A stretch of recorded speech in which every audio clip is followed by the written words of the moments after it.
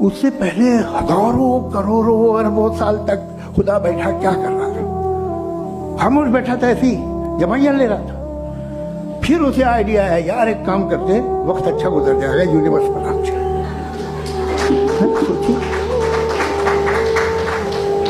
وہ تو ہمیشہ سے ہے نا، مگر یونیورس ہمیشہ سے نہیں ہے. انہوں نے کہا کہ خدا دنیا بنانے سے پہلے 150 سال پہلے یا کروڑوں سال پہلے کیا کر رہا تھا. ارے حضرت چلیں، بہرحال میں جواب دے دیتا ہوں. آپ ہمارے ریسپیکٹڈ پرسنالٹی ہیں، اگر آپ نہیں ہوتے تو میں ایسے انٹرٹین ہی نہیں کرتا.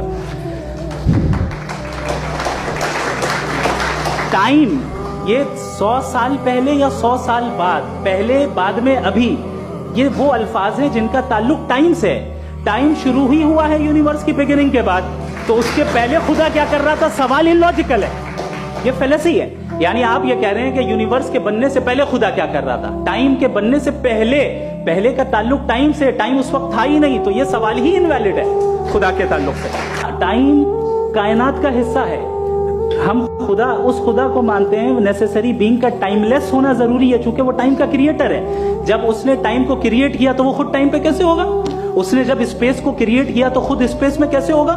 اگر وہ ٹائم اینڈ اسپیس کو پہلے سے ہی اس کا پابند ہے تو پھر کس چیز کو اس نے کریٹ کیا؟